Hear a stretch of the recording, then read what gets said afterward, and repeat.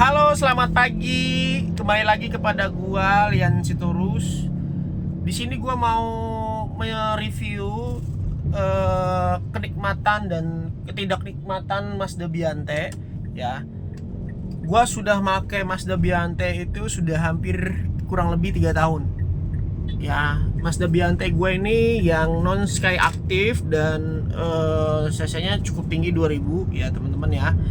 Kemudian untuk kapasitas Mazda Biante ini gue akan bahas ya spesifikasinya dan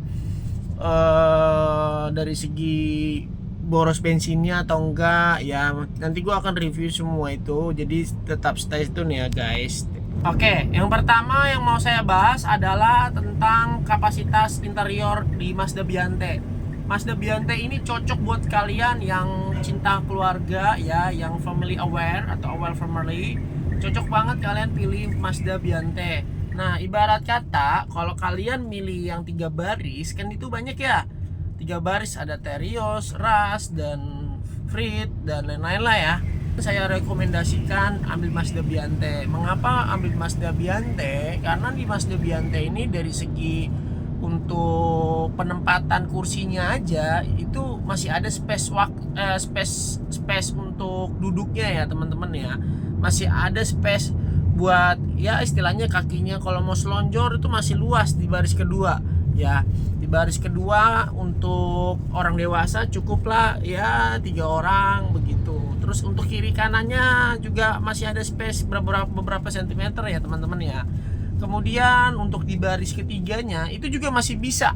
Nah, di baris ketiganya di Mazda Biante ini unik teman-teman ya, yaitu bisa dimundurin ke belakang banget sampai mentok, sehingga masih ada ruang untuk penyimpanan barang kalian di belakang, masih ada.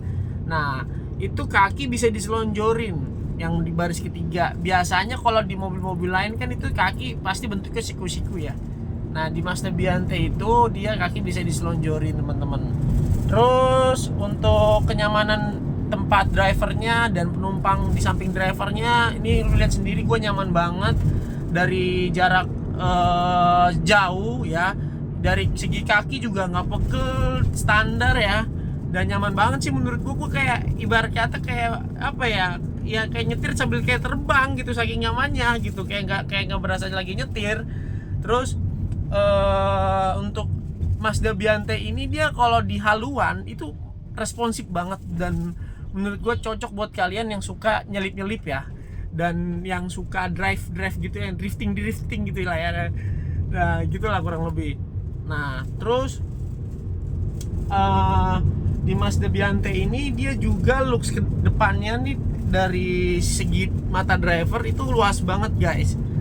Jadi kalian tuh yang senang untuk yang apa ya, yang pandangannya suka yang lebih luas dan lega, itu cocoknya di Mazda Biante. Nah, kalau kata gue nih, Mazda Biante ini ibarat kata adanya Alphard.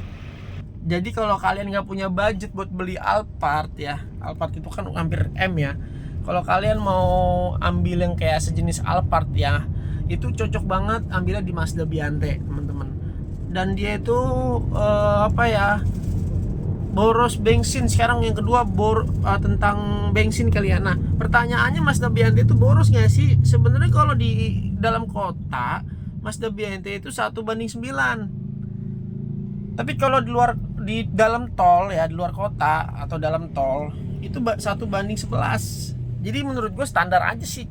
Lu bayangin aja dengan kapasitas 2000 cc, terus luas, terus tempat duduknya juga enak, lega ya. Lu pengen cari yang irit banget tuh kayaknya kagak ngotak ya kalau minta begitu ya menurut gua ya.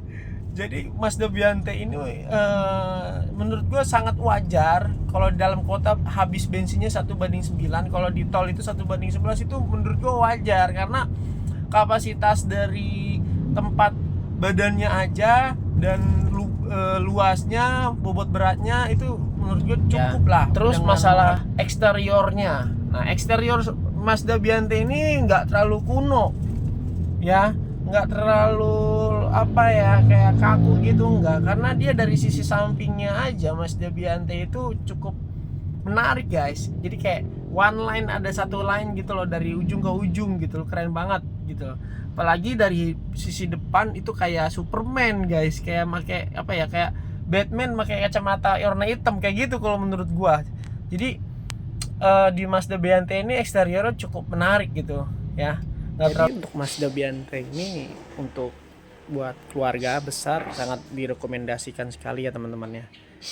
Good. Oke. Thank you ya guys. Sampai jumpa lagi, jangan lupa subscribe, like, comment, share. Oke, nanti gua akan review yang lainnya tentang Mazda Biante. Stay tune ya guys. Thank you.